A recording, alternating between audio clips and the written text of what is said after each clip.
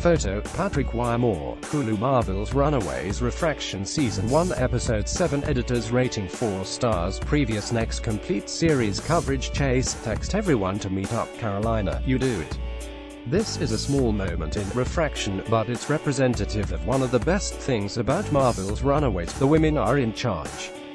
The main cast of teens is primarily female, and Leslie Dean and Tina Minoru are the most powerful members of Pride, not counting Jonah, who doesn't really do much when it comes to day-to-day operations. Undermining the patriarchy is an explicit theme thanks to Gert's activist spirit, and Runaways occupies a subversive corner of the superhero genre. Men have always dominated superhero stories, but Runaways is enriched by shifting the perspective to women and making them the most defined characters both on the page and the screen. Although Molly has been on the sidelines for the last few episodes, she takes a much more active role after her screw-up with Catherine Wilder. Telling the rest of the teens what she did heightens her feeling of alienation within this group, and when she comes under fire for her loose lips, she breaks away and tries to find a new crew with the dance team. Allegra Acosta is the only member of the teenage cast who is actually the age of her character, and having her be visibly younger than the others is an essential part of her character.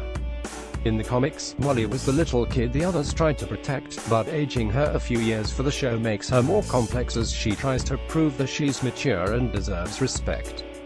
The episode's most powerful moments revolve around Molly.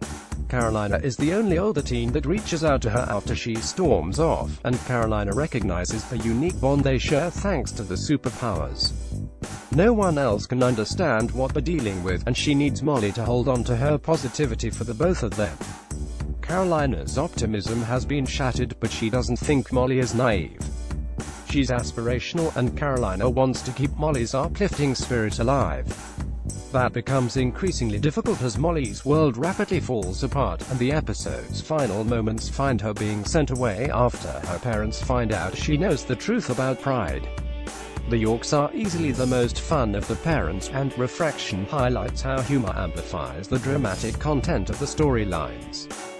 It's also a great example of writing to an actor's strengths. The script gives Kevin Weissman the opportunity to be as frantic and high-strung as possible when Dale gets infected with Jonah's serum, and then he plays the opposite when Dale crashes.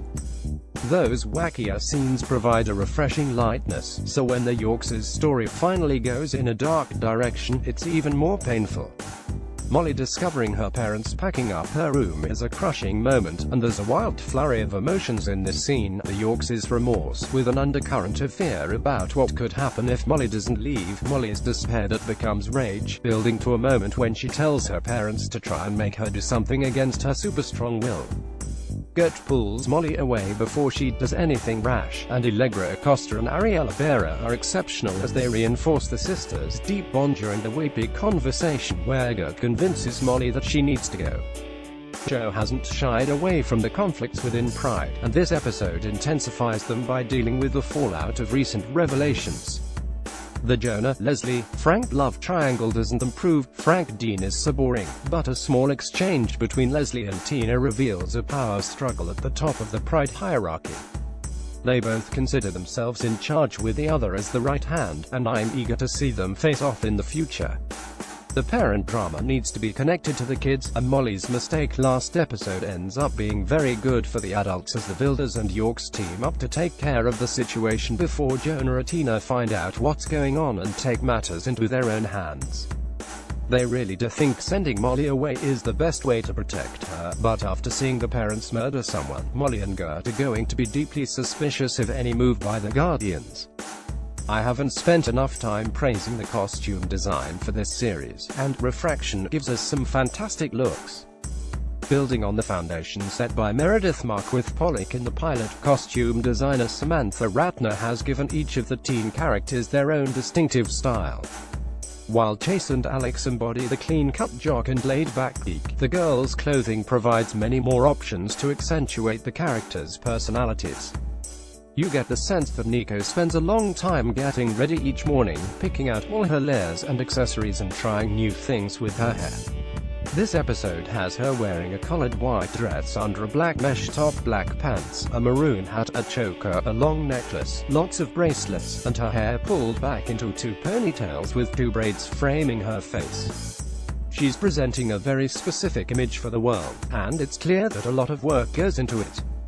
On the flip side is Karolina, who has a breezy, bohemian style that comes across as effortlessly chic.